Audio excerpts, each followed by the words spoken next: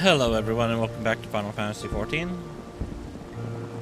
Let's complete these job quests here in Ul'dah.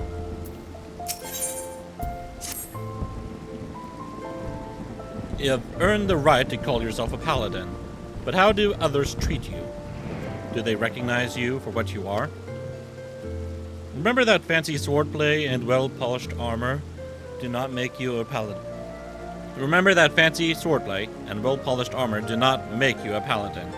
You must be just in your heart and strive always to be an exemplar of true virtue. Once, not so long ago, the Sultan Sworn could walk the streets with their heads held high. When they marched by, the small folk would look upon them with reverence and gratitude. And no one was more respected than the captain, my predecessor. When I first saw him, I was still a child. My father had promised to take me to a local festival. But somewhere he took a wrong turn. He became lost and stumbled into a secluded back alley.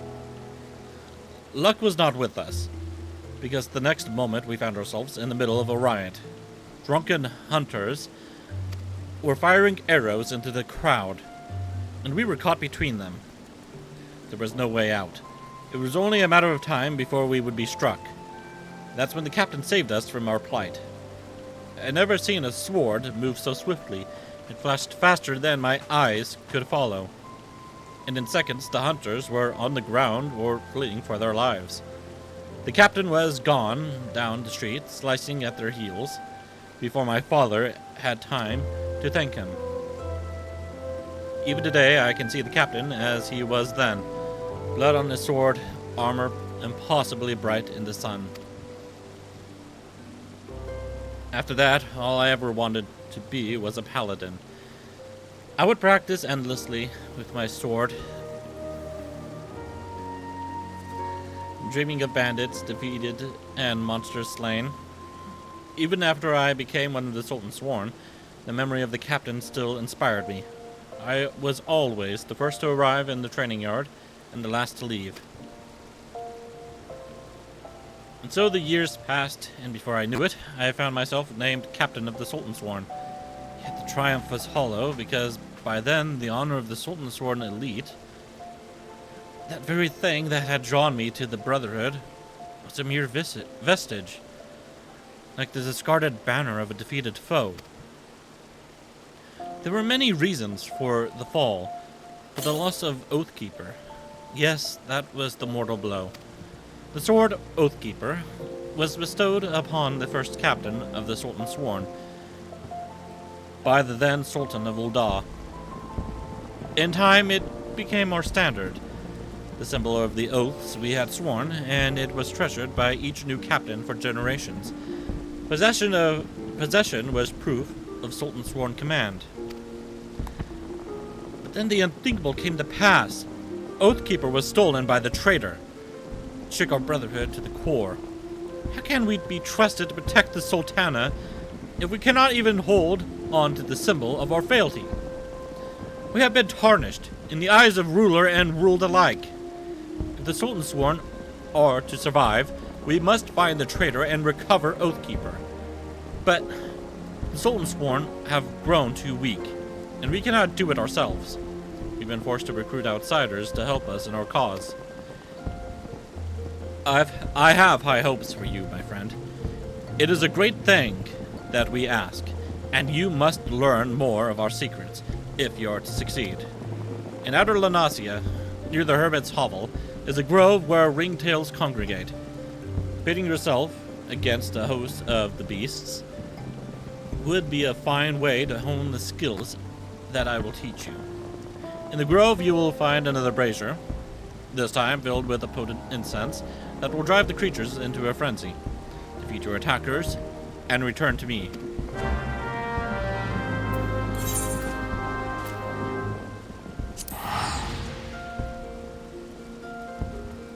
They have me going all over the place here, aren't they?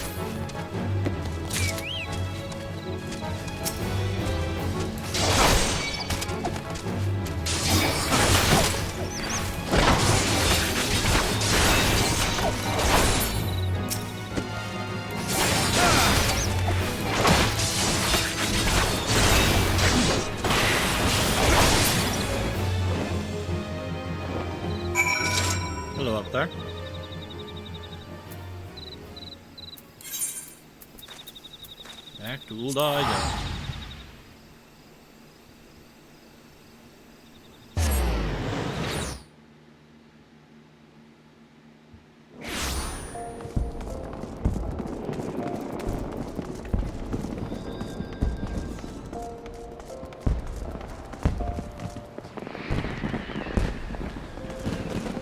I thought that was supposed to be like the cab cosplay or something, so I went the wrong way.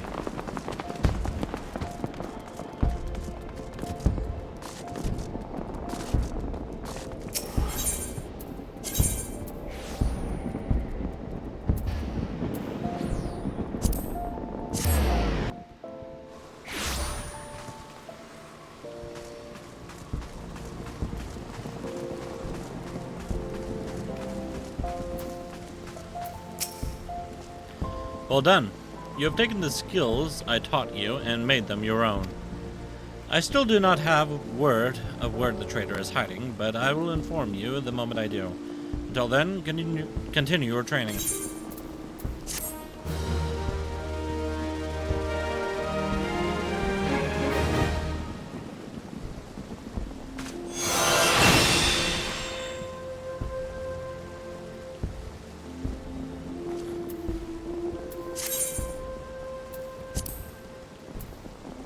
Right, and just like the Marauder, I know how that works.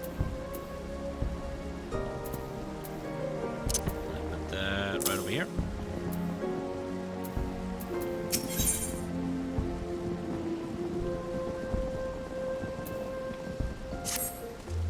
Welcome, Paladin.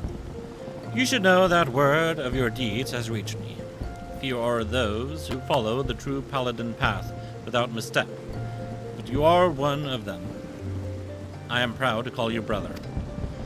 You have kept the faith, and in return, I must have faith in you. It is time that you knew the truth. Though it is hard to share, for it is a shame, I would rather keep hidden from outsiders. Perhaps you remember when I told you of the traitor and the sword Oathkeeper that he stole. His name is XIV, and he was my predecessor, as captain of the Sultan's sworn elite.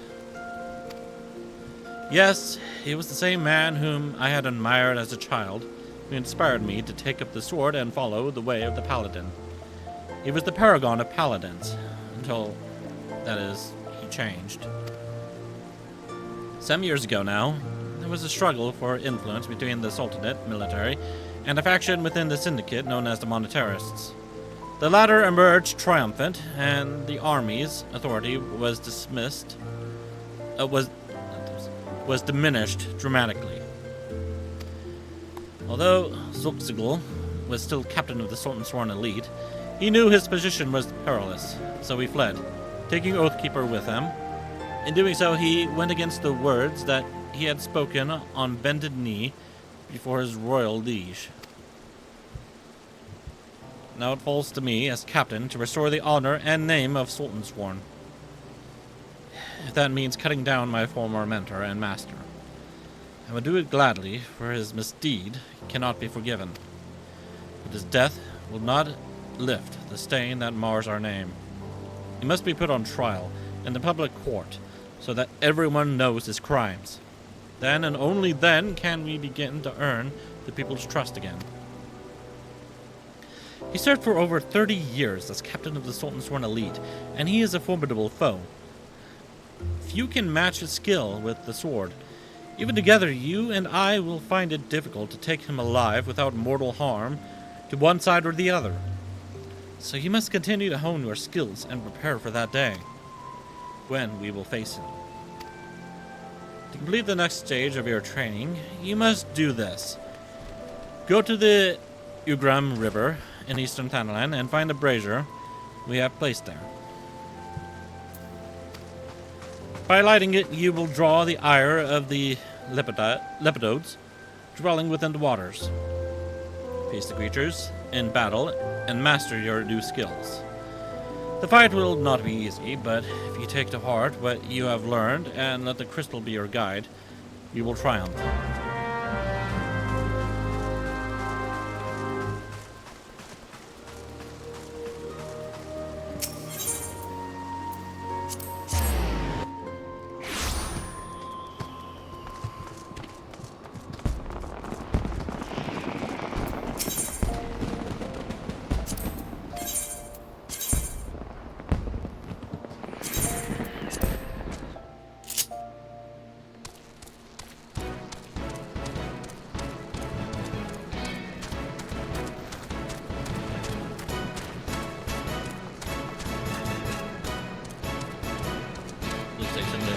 completed their training.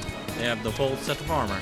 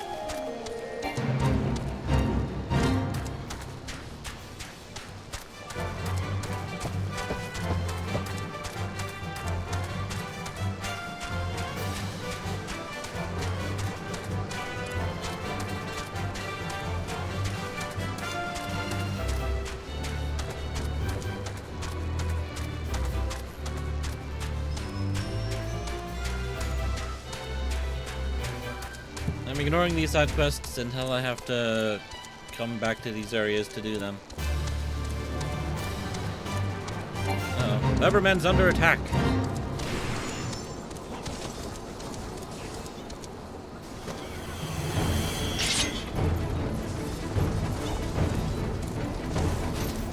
Entice.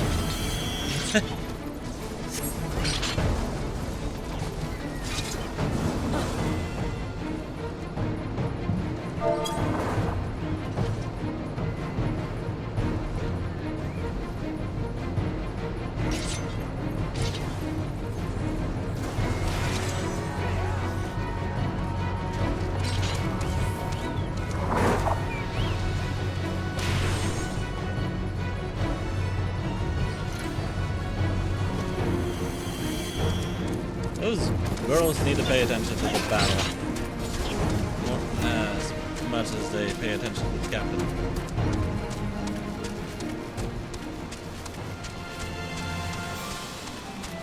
So if they're not paying attention to the battle, and just to the captain, they're gonna end up all dying. Luckily there's players there to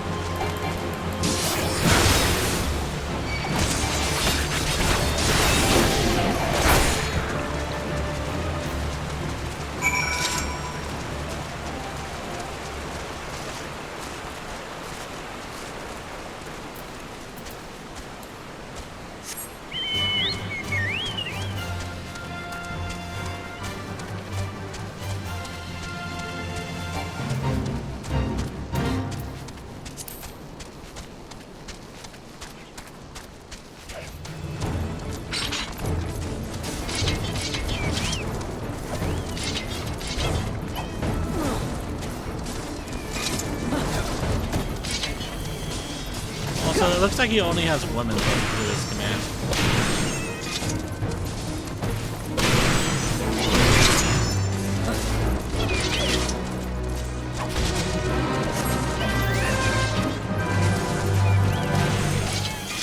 Oh, there's even more fighting.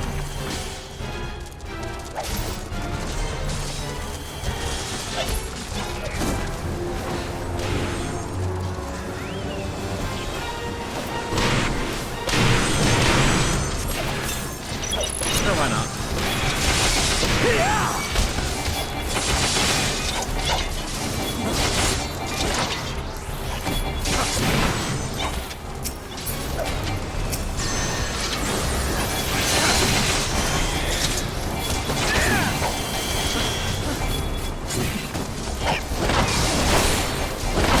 Oh, that's a big attack.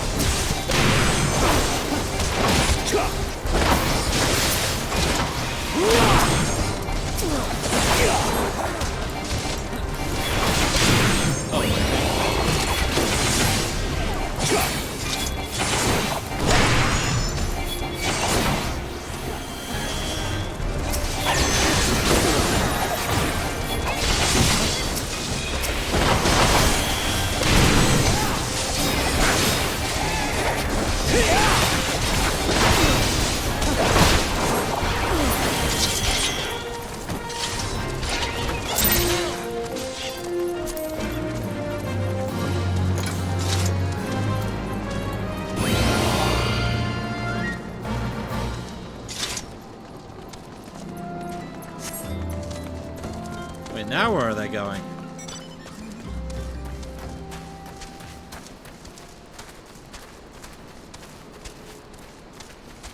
Are they really charging the encampment?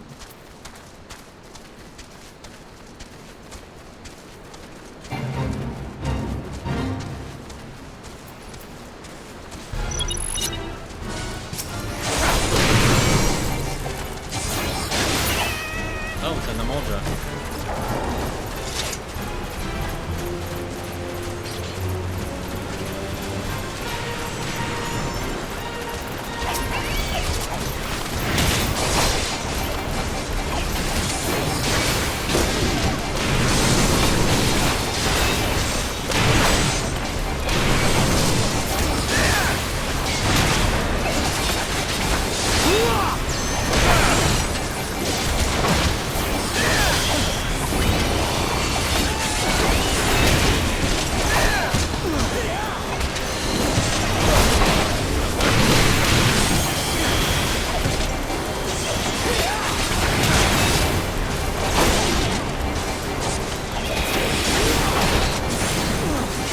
I just realized his name is Long Path.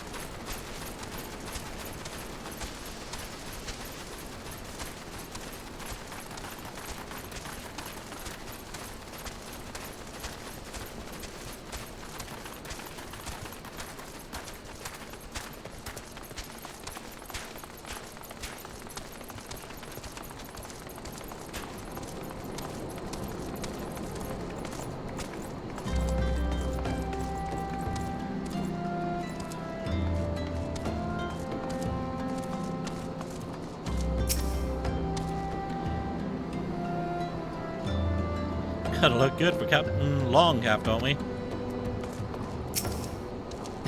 Don't worry none about Highbridge. We're brass blades of the Orchid, handpicked by Captain Hunberg himself. Uh-huh. Not a quarter moon passes without some feeble attempt by the local Kern to raid Highbridge and steal the supplies, which are ferried in regularly by airship. This is why we brass blades stand constant vigil. It is our duty to ensure that the citizens of the settlement can carry out their tasks without fear of being attacked.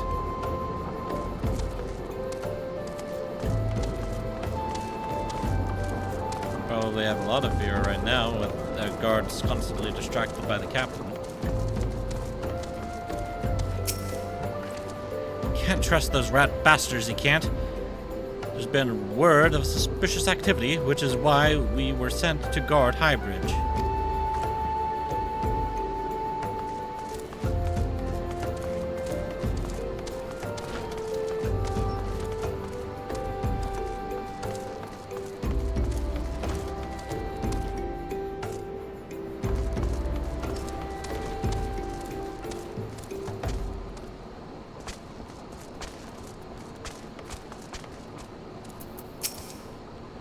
My unit is not unlike a machine, each part interlocking and running best when well oiled, if you know what I mean. If you're looking to join, well, then I'm afraid I must disappoint. Another hand on the lever is the last thing I need. I don't want to put my hand on your lever. Another victory under the captain's belt. And there were quite a few victories under there, I know. I've seen them. The captain sometimes allows me to operate his lever. Says I'm a right engineer, he does.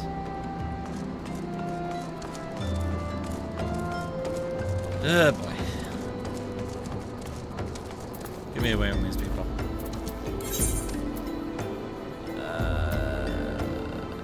Udall, please. Thank you.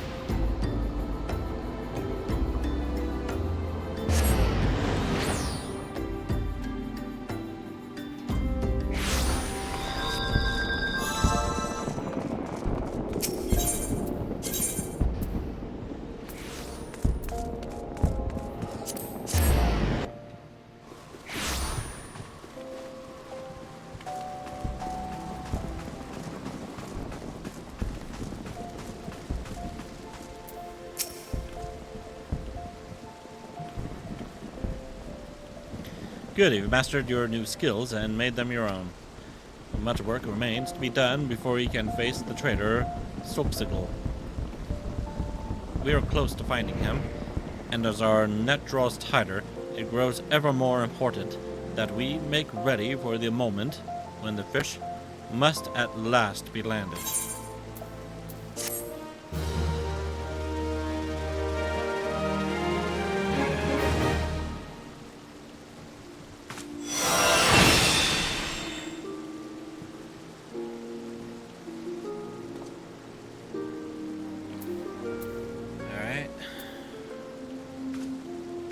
Next up would be the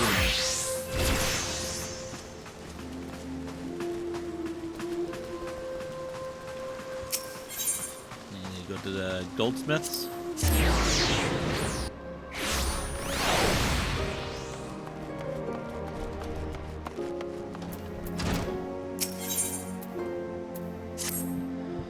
Ah, just the people I was hoping to see. I was a hair's breadth from setting out on my own. To look at you. Yes, I dare say you appear to have been growing in brawn at the expense of brain. Right, well, let us measure some ether, shall we? And by we, I mean you. Oh, and the monk simpleton, of course. Though contrary to his nature, he has already set out for the destination I assigned him. Thinking perhaps that you are far too stupid to take, much less understand etheric readings? It is true you are stupid, but the etherometer shall do all the work for you, and transmit the data back to me. Souls more suited to action, the monk simpleton and yourself need only carry the device on your person and set about beating on things as you always do. Shall capture data as you trudge about hither and yon. Ether is not only the source of all magics, but also the fount of all life. Yet despite its ubiquity, it remains imperceptible. When a living thing dies, the ether comprising its life is released. When this discharge takes place, a portion of that ether remains, lingering in the physical world. No doubt you have ethereal crystallizations, the physical manifestations, apparitions of the deceased, luminescent glow, known as the ethereal threshold. In short, the more violent and dramatic the loss of life, the greater the amount of ether left behind, either in its imperceptible form or in crystallizations. And where are the most lives lost in this manner? Cemeteries? No. False, you idiot. Battlefields. Do you not see? The etheric readings of those locations. We can discern the scale and more of the battles that took place there. And for those fool beliefs the monkhood keeps, chakra and spiritual energies and whatnot, if I were to allow that they truly exist, I would be inclined to say they are one and the same as ether itself. The ether churning around these ancient battle sites comes to naturally settle in the surrounding life, both plant and animal, though more so in the latter. It accumulates within them, filling these beasts, then releases that ether, causing a surge that resonates with the ether within you, causing it to expand, and so the so-called opening of the chakra. By this, the power of life itself within you grows. A watered-down explanation, but adequate for one of your mental prowess, I believe. Mine own wife never had the patience for such things either, nor my passion. She cursed me and my work, took our children, and returned to Alamigo. But now is not the time for that tale. The area I am placing in your charge is Blood Shore in eastern Lunasia. Place this etherometer in an appropriate location, and after a spell, retrieve it and bring it to me. I obtained the data I require, and you and the monk Simpleton are afforded the chance to indulge your, how shall I put it, charming little backward fantasies. All are happy. Ideally, I would prefer you have a knowledgeable understanding of Bloodshore history, but I fear we lack the time for me to educate you. I need hardly tell you that my research takes precedence over your schooling. Well, tell me anyways. Well, hang on. Tell me about the study of ether. I shall tell you yet again of the study of ether. As I laboriously explained, ether is not only the source of all magics, but also the fount of all life.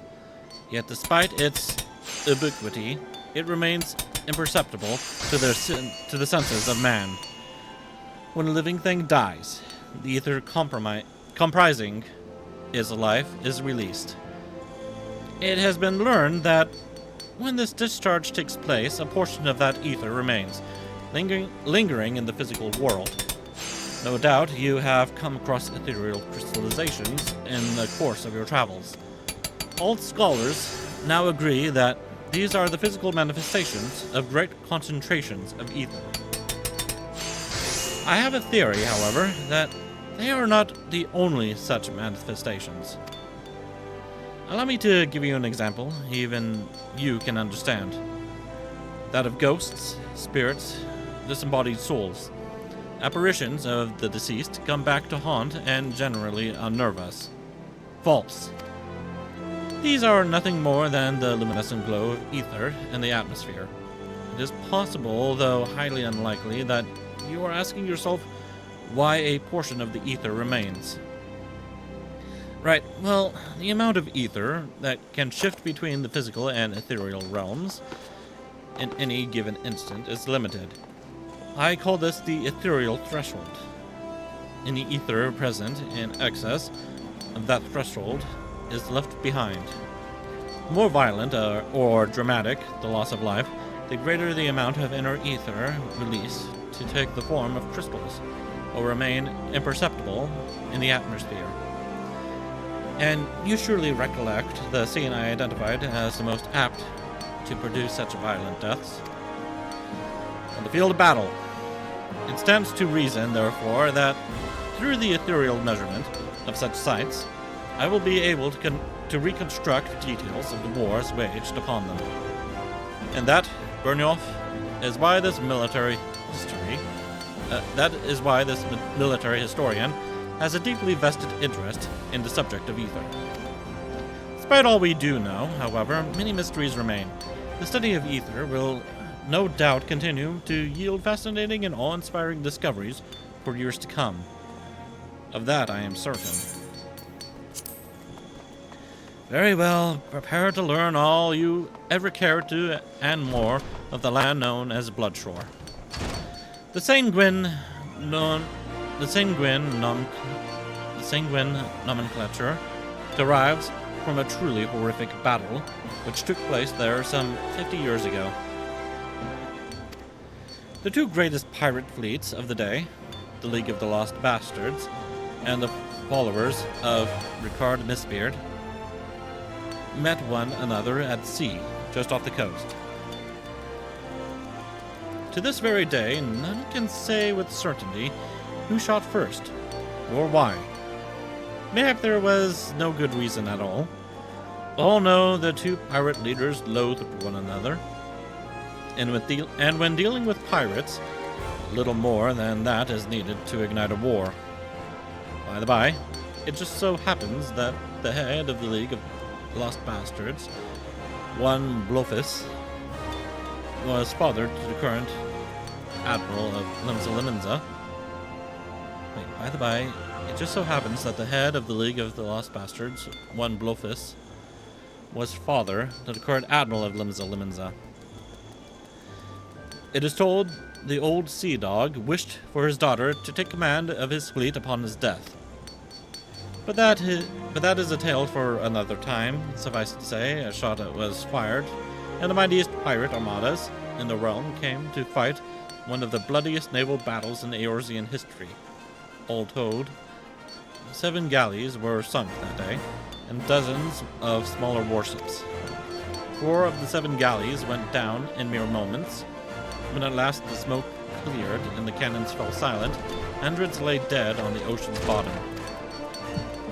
It is said the foam of the tides was tinged red with blood for days after the battle, and bodies washed ashore for weeks to follow. So as you can see, geography and history are inextricably linked. Regrettably, the region has recently been purchased by a wealthy Uldan merchant named Gagarujo. He has chosen to turn a blind eye to the land's history and has taken to calling it Costa del Sol. And I believe I will stop there concerning Bloodshore and allow your feeble brain to process all it has heard.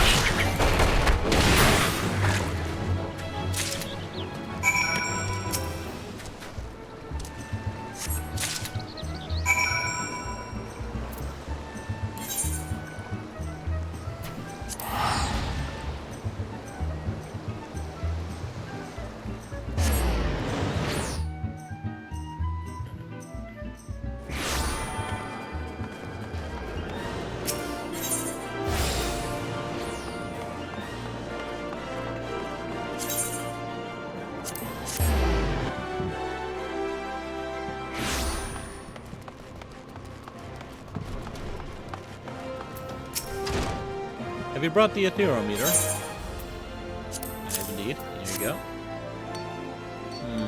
Seems the device has suffered some damage. I suppose such things are unavoidable in this line of work. I must see to its repairs at once. That is, after all, why I put up here at the Goldsmiths Guild. My etherometer is no ordinary device. I came up with the elaborate design myself, and the finest engineers at Garland Ironworks draft the schematics, and then commissioned the most talented goldsmiths to fabricate it. Widergelt delivered the results of his outing not long ago. I must insist that you take your leave of me now. There's a wealth of data for me to analyze, and I fear that simply having you nearby will somehow affect the processing power of my brain. Preparing the etherometer and determining which locations to next investigate will require some time.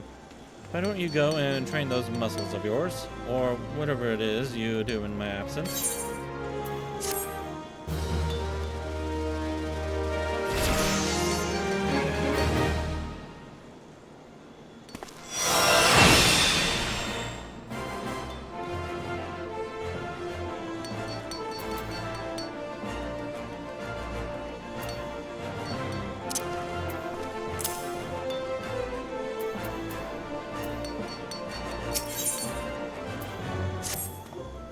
Ah, dear Byrnjolf, so good of you to trouble yourself to come. Normally I might be cross, but my spirits are far too high just now, and it is you I have to thank. I speak of the data you procured. It is simply marvelous. You have a true gift for grunt work, my friend. I wish I had 100 more assistants just like you. I have been in this field for a very long time, and I have been alone. Ever since that unfortunate mold tea fungus culture incident sparked my passion for research. I regret nothing, Byrnjolf. Mold tea fungus culture incident? I don't want to know something about that. Save perhaps having to share so wondrous a world with souls as unlearned as yourself. Still, your performance has not left me completely bereft of joy. It is rewarding to think that my instruction has guided you such a success. There, how was that? Shall we dispense with any further pleasantries? Very good, then. I made yet another career-defining discovery while pondering which battleground to measure next. Eorzea is home to numerous locations where the ether is in an intensely chaotic state, yet which never played host to any war. My hypothesis was that such flux in the ether was indicative of a past battle, and all my research was predicted upon this. Aye. There we go. But turn the theory on its head, Byrnjolf, if your mind is able. What if the people of the past chose areas of roiling ether to hold their battles? I have already sent the simpleton monk to take measurements at the fine sand banks. As you are doubtless unaware, this lies on the border between Alamigo and Gridania, and was the stage of the Autumn War. I ask that you find our monk friend and collect his etherometer. Manual and tedious, yes, but he has an early make of the device that is unable to transmit data. I gather the numbskull is in Little Alamigo in southern Thanalan by this time. You think I ask much of you? Alts, ask more. Your other task is to travel to Snake Molt in the South Shroud, and there take measurements with your own etherometer. I will continue with my research here in your absence. Mind you, if you care to know aught at all of the Autumn War and the fine sand banks, upon which it was fought, I will gladly enlighten you. You need only ask. Okay, I will ask.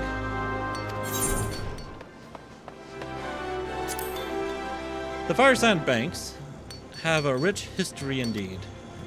They are found on the west shore of the Velodina River, at the foot of a now extinct volcano, overlooking the Rothlet Sound. The area is a sedimentary basin formed by the deposit of the fine silts and sands carried by the river. Today it falls within Gridanian territory, but in days past it belonged to my own home nation, Alamigo. A century ago, King Manfred came to power in Alamigo and decided to expand the nation's territory in order to promote economic growth. To that end, he ordered the Alamigan army to undertake large-scale campaigns that would eventually lead to the onset of the Autumn War.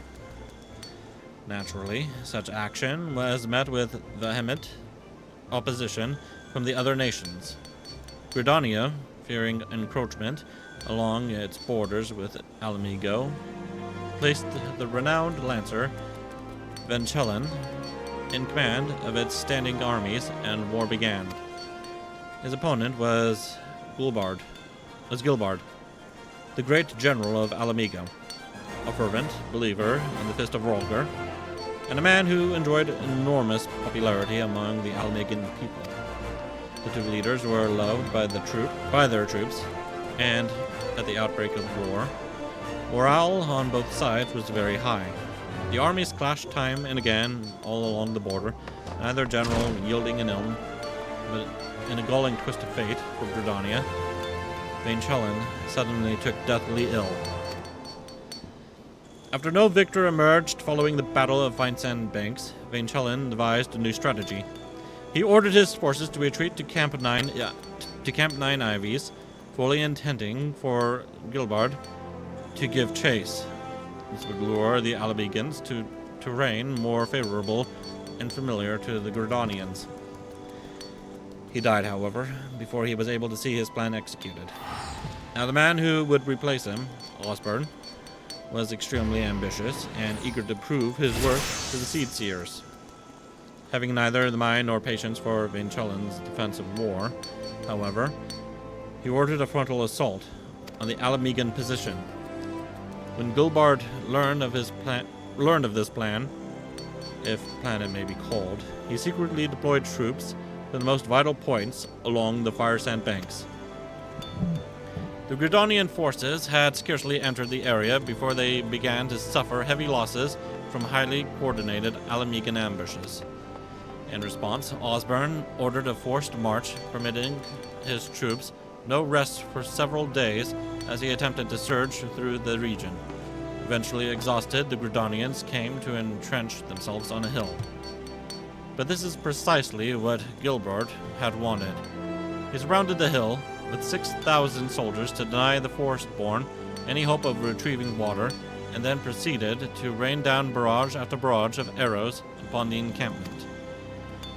In the seemingly hopeless position, the morale of the Gridanians quickly dwindled. Following 2 failed attempts to break free, Osborne himself led the van in a third and final charge. In the end, Gridania was defeated.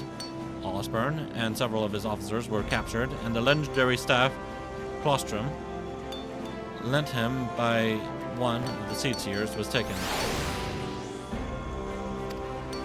This abject defeat accounted for what little morale remained among his surviving troops, and they beat a desperate retreat to 5 hangs, with the relentless Alamigans harrying them every step of the way. Gilbard's victory brought him ever greater accolades from his country, and as a result, both he and the Fist of Rolger came to wield considerable political power. And that is the brief history of the Firesand Banks. No, you needn't thank me. Knowing there is a little less ignorance in the world is all the reward I require. So what happened to the staff?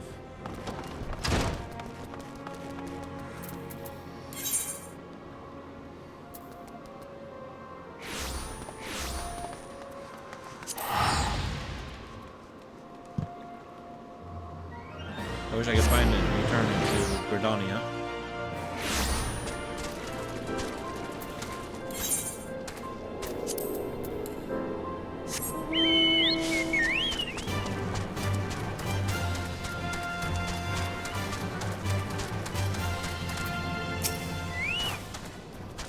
You have come far. It is good to see you, brother.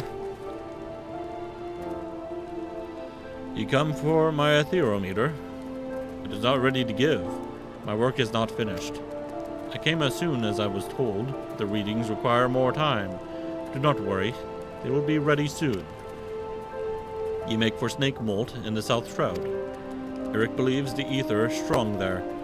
Yet that land hosted no great battles. He told me as much this morn. Leave me to my task here. Make for Snake Molt. Take your readings. My work will soon be done. I will bring the device to you. I have troubled you to come here. I will not trouble you to wait. Go. We will meet again at Snakebolt, brother.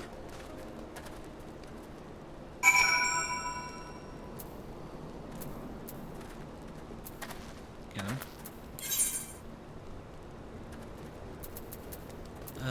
Snakebolt. Snakebolt. Where is that?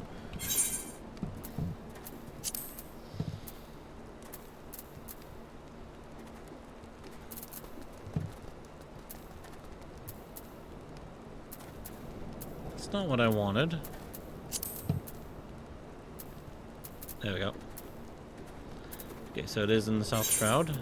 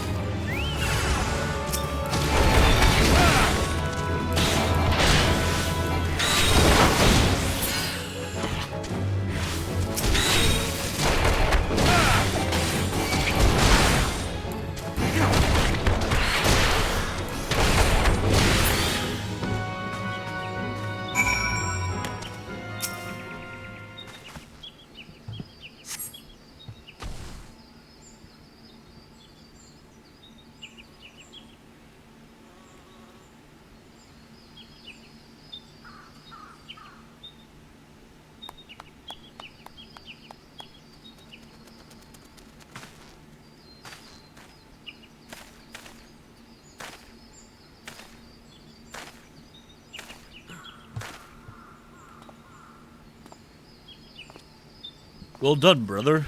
I feel your chakra. It has grown. I hope to arrive before you, but I see I am late.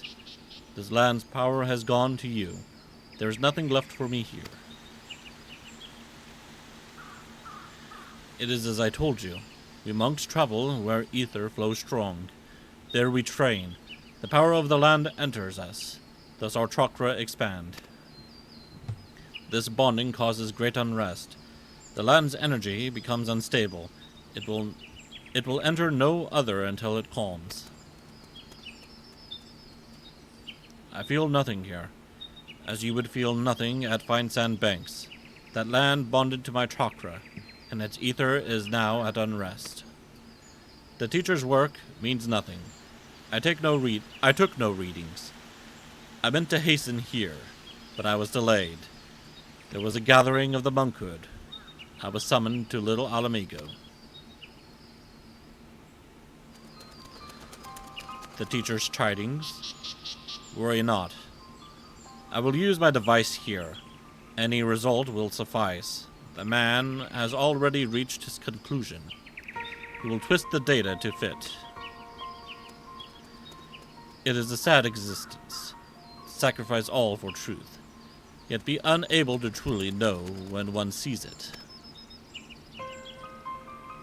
Oh, I am not happy. Look at me. Speak not of this to him, brother. You see both our aims. You know mine to be more worthy.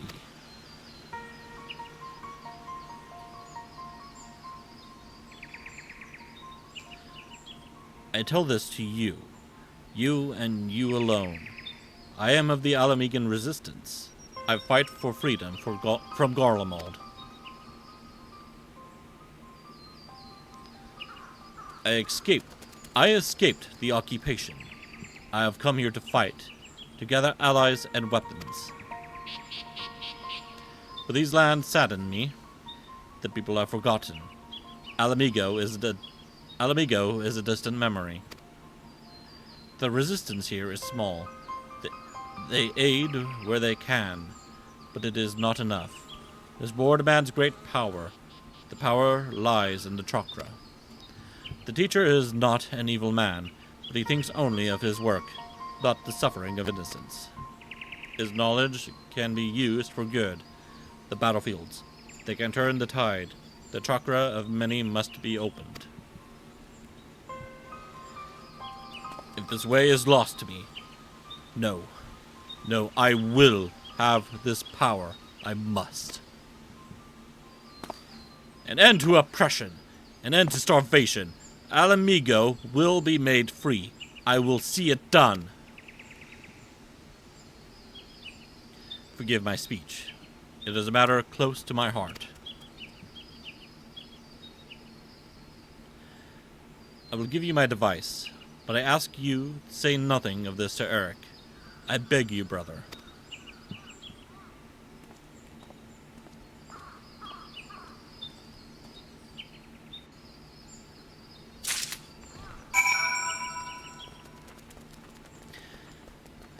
You know, I think I now at least understand the reason why the Alamegans here in Gridania kept getting refused. They probably still hold the war close to their hearts.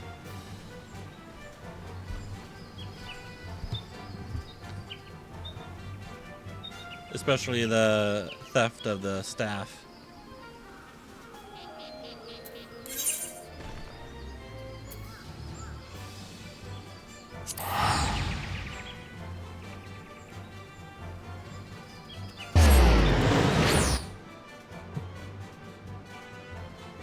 If I understand correctly, the war wasn't that long ago.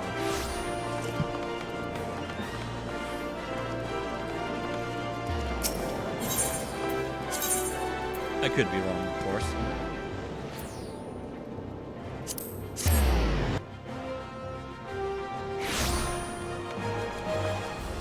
I'm not entirely sure when exactly Alamigo fell to the Empire. I trust you have returned with both of my etherometers. Who's telling you bumbling dolts haven't managed to damage either of them this time?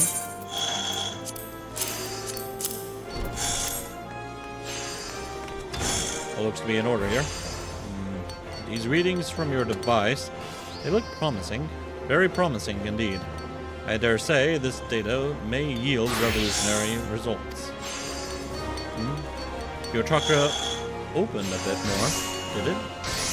Yes, well, ether is a most mysterious and wonderful thing. I am glad this meaningful research could serve your nonsensical ends as well. Now, leave me to my work. Surely you can find some simple way to pass the time. Fighting, say? Or, I don't know, scratching?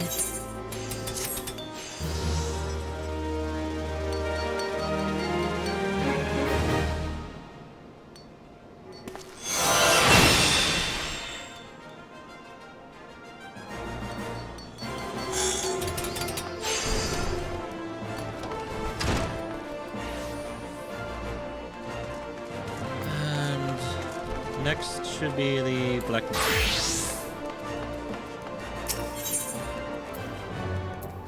And that would be... We'll never go back.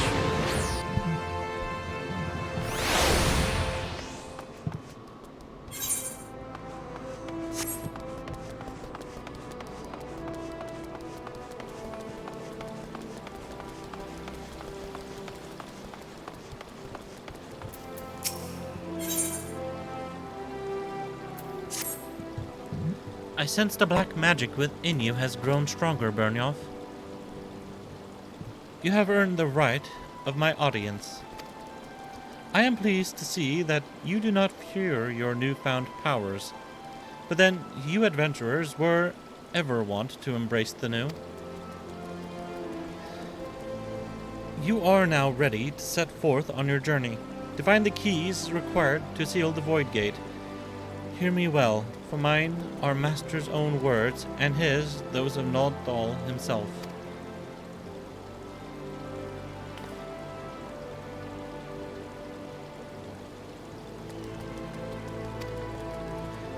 The next key requires the blood of sacrifice.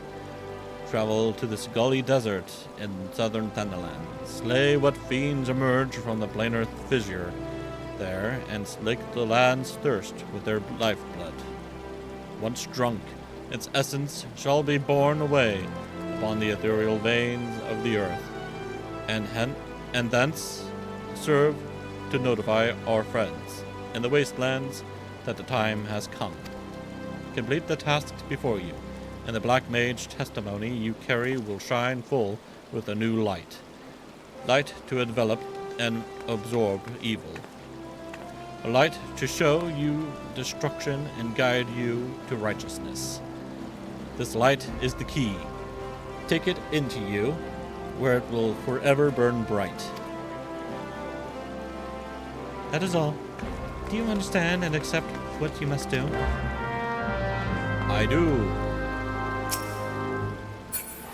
Cute little coyote.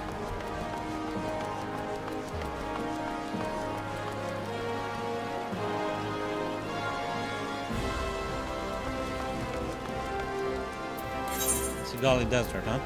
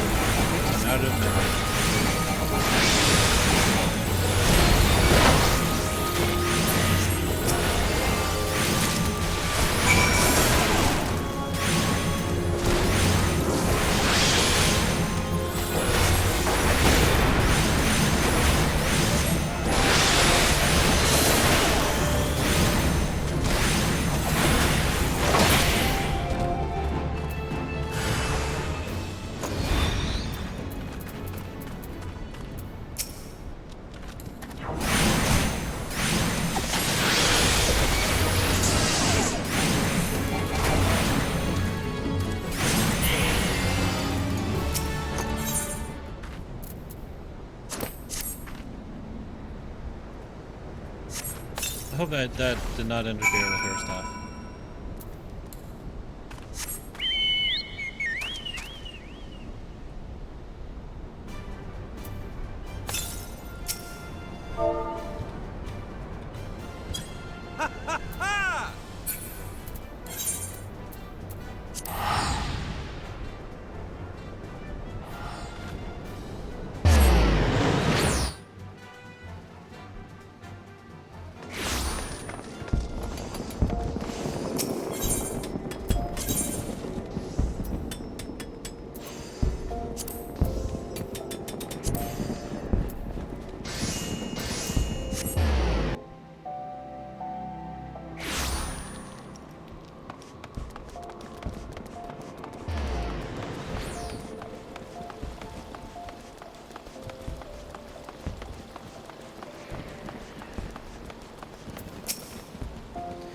It is done, then. But the blackness you have awoken has yet to settle within you.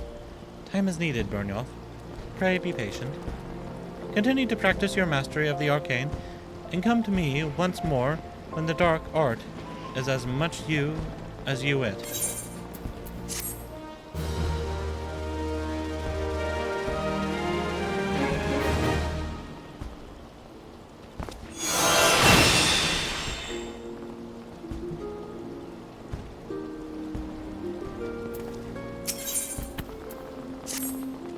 Byrnjolf, I see in your eyes the look of a man prepared to take on the daunting responsibilities of the Black Mage. There are few who know of our existence, even among those versed in the ways of magic. You will not even find mention of us in all but the most esoteric of texts. Yet the secrets of our dark art lie encrypted here within the forbidden library of this sacrarium. Master himself deciphered and read the texts some 100 years past. It is said the first of our kind were the favorite of Nordin, and it was he who entrusted them with the duty of sealing the Void Gate. But as you well know, the power of black magic lies in its great potential for destruction. The slightest errancy in its use may give rise to the most tragic of disasters. Of the disappearance of the Black Mages from Eorzea, Master says only we must not repeat the errors of the past. Byrnjolf, Master has made known to me what it is you must next do. Listen to his words now, with all your being.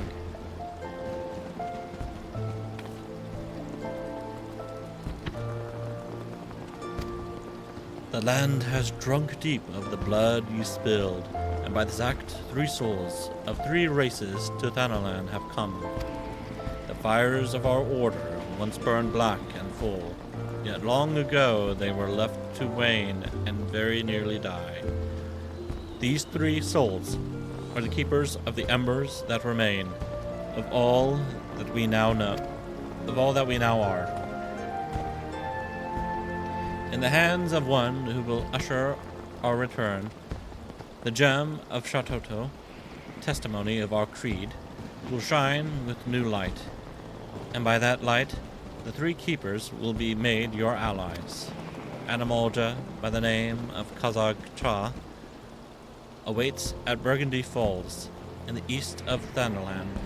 Go to him. That is all. Dwell not on the fact that the Amalja are the sworn enemies of Ul'dah. It is not your place to question Master's will, for it is the will of Nordin himself. Go forth, Black Mage, and see the Void Gate sealed.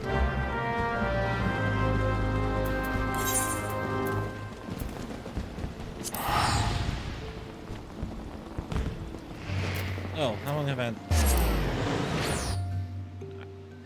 I need to remember to turn that off.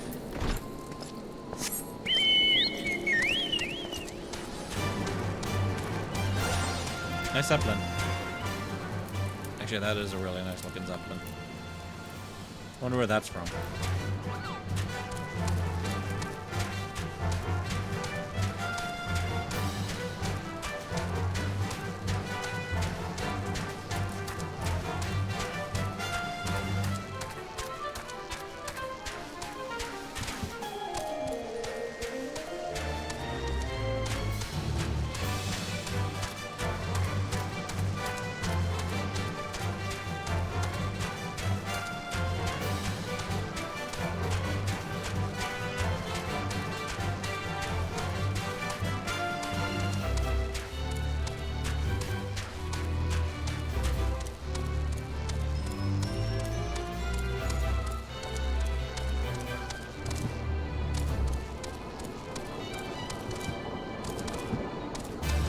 Oh, Leverman's gone.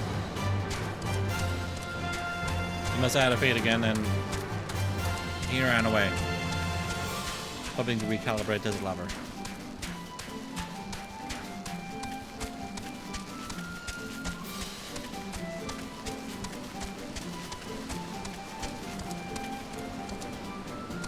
Also completely went the wrong way. Here we go.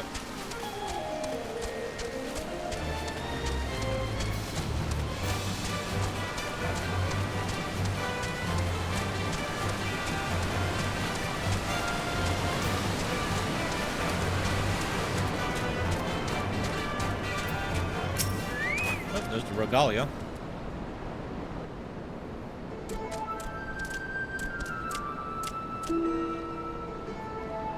Welcome here, chosen of Kukuruka, the bearer of the gem of Shatoto. By the gem's power do our paths cross once more. At last the time spoken of in the prophecy has come, and yet I know nothing of he who would guide us. Come, tell me your name. It's Byrnjolf Nordin. Byrnjolf Nordin.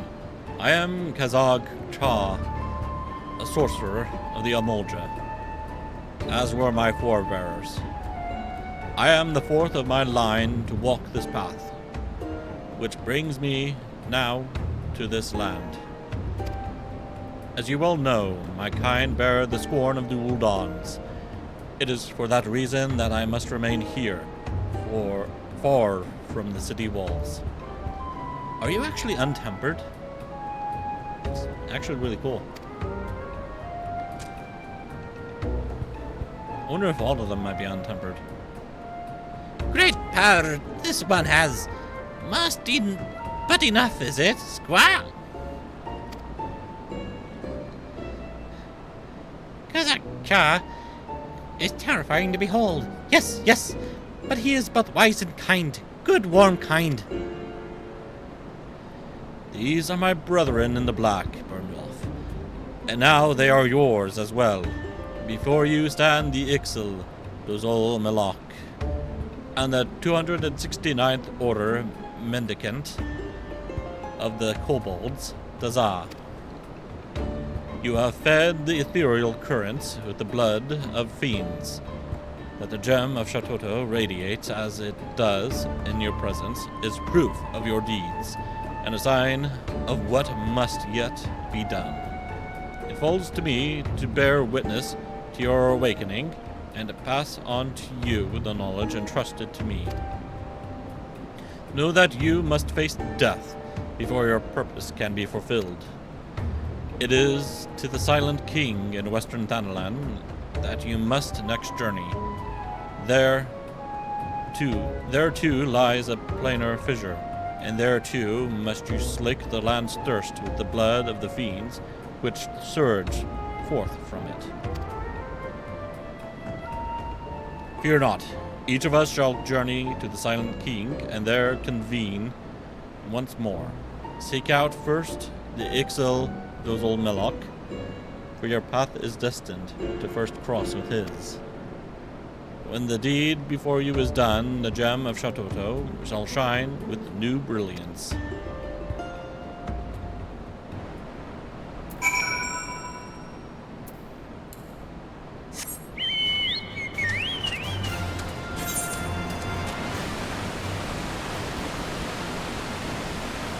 Western Carolina. I'm eastern.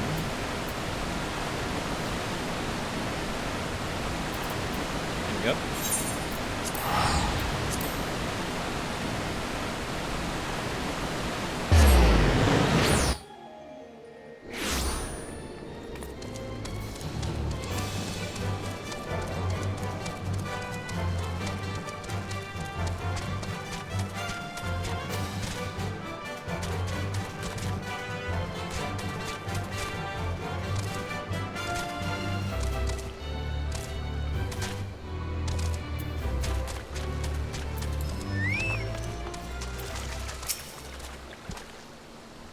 Too close. Planar fissure.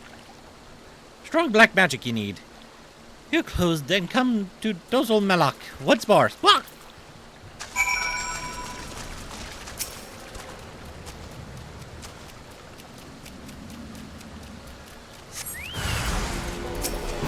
Hello there.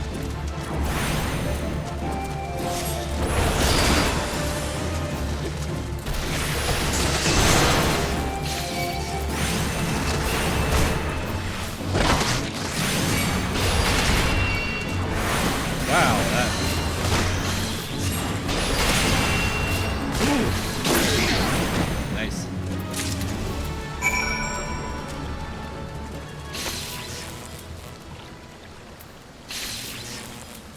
Let's put this here.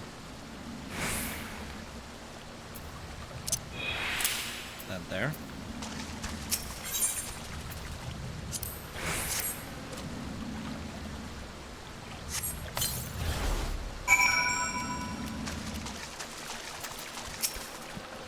Squawk! Gazaka! Spoke true. Black is strong in Byrnjolf. You go now. Go see Daza.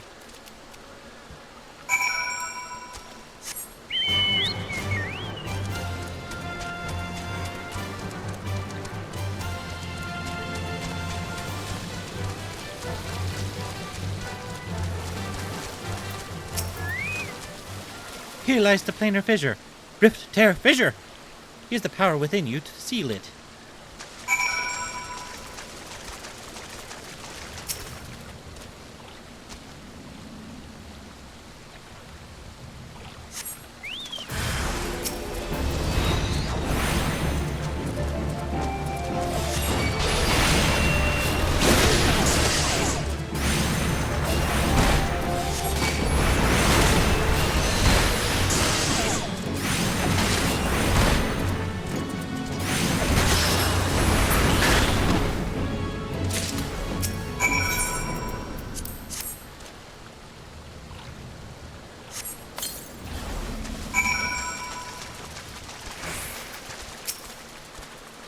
It is as Kazag foretold. You are chosen, Byrnjolf. You must return to him now. Yes, yes. Return and tell Kazaka the deed is done. Ended. Over. Done.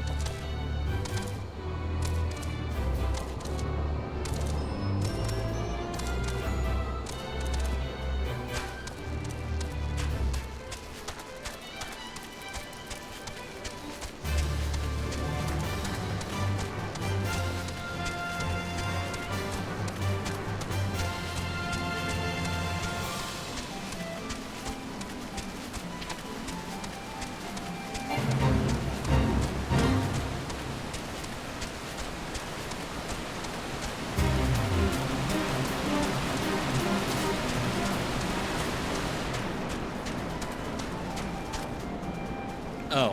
Wait, what?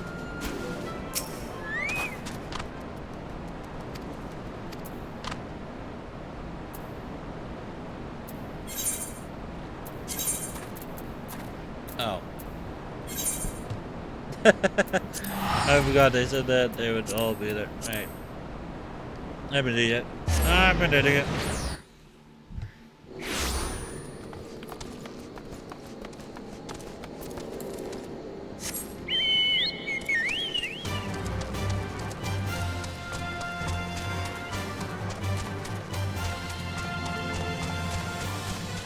Also, for an Emolja to be so close to Horizon and Vesper Bay.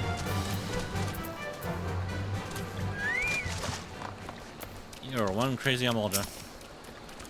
You have done well, Byrnjolf, as I knew you would. Come, it is time now to return to Burgundy Falls. It was just there.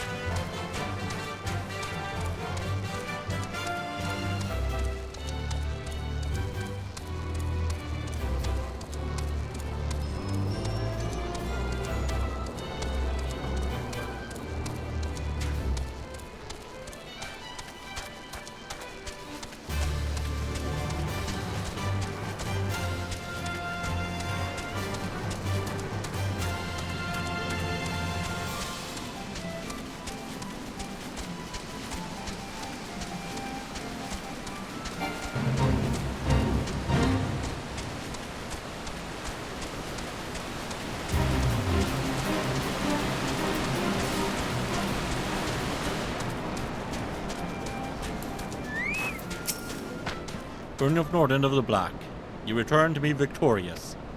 The gem of Shatoto burns bright. You are indeed the heir to a dark and ancient power, as Kukuruku foretold. I am reminded of a prophecy my great-grandfather uttered long ago. When four magi meet in a barren land, black powers of eld woven by their hand shall see the fate of wickedness made stark, and the path to light shall be lit by dark. The black powers of eld require no explanation, and know that wickedness refers to the evil birthed by the void. That the seal holding the void gate shut will falter and fail is beyond doubt, yet your deeds speak of determination and ability, and in them I spy hope. I have learned all of you that I must. I bestow upon you the knowledge kept by my line. Here and now I speak an oath to discard old grudges. By our power combined, the void gate will be sealed anew. You have brought this old Emolja much happiness. Few believed the words of my great-grandfather. He was mocked and ridiculed, and worse, ignored. Yet your coming has fulfilled the prophecy he spoke. Byrnjolf, the dark magic coursing through you shares a deep bond with the void gate. Should that portal be cast open, you will come to great peril. Temper yourself, in both mind and body. When you are ready, return to this land and seek me out once more. Then and only then will I speak to you of your next task.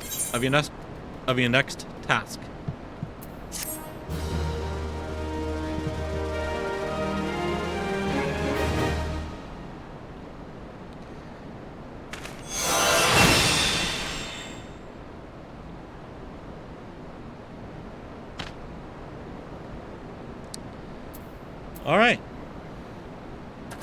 So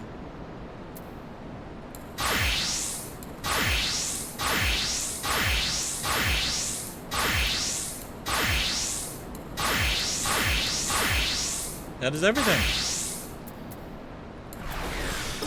We are done. Thank you all for watching, and I will see you all next time. Goodbye. Well, hang on. Can't just say goodbye and There we go. Goodbye.